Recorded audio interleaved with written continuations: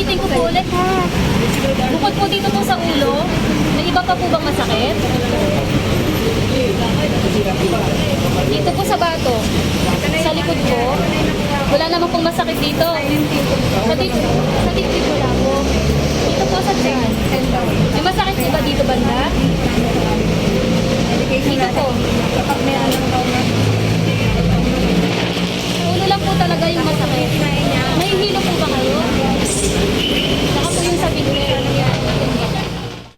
Isang senior citizen na ginang ang tinulungan ng UNTV News and Rescue dahil sa natamo nitong injury ng mabangga ng motorsiklo sa kahabaan ng Aguinaldo Highway sa Maybiga, Silang, Cavite, mag-aalas 12 ng tanghali, February 2. Agad naman nilapatan ng first aid ng grupo ang ginang na nagtamo ng bukol sa kaliwang bahagi ng ulo at hiwa sa kanang binti nito.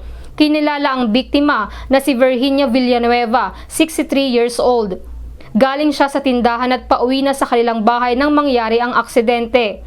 Ayon sa nakakita sa pangyayari, isang motorsiklo ang bumabaybay sa kahabaan ng Aguinaldo Highway nang biglang tumawid si Aling Virginia. Napatingin ako dito sa bandang kanan ko, nakita ko yung sasakyan, dire-diretso. May bigla pumasok si nanay, tumawid, tinamaan siya. Nung pagtama, medyo mabilis din kasi yung takbo ni Kuya. Napa-turnover siya, tapos tumama yung ulo niya sa semento. Ayon sa motorcycle rider, hindi niya napansin na patawid ang pedestrian dahil sa mga sasakyan. Dito ako dumaan sa bandang kaliwa, dire-diretso. Tapos si nanay, bigla siyang lumabas. Tapos sumilip siya, pag papunta doon yung silip niya. Kaya hindi niya ako napansin. Ako hindi ko rin siya napansin kasi bigla siyang lumabas. Naka-blocking yung mga sasakyan, kaya hindi ko napansin. Matapos mabigyan ng paunang lunas ang natamong injury ng biktima, dinala ito sa Estrella Hospital. Lizel Nael, UNTV News and Rescue.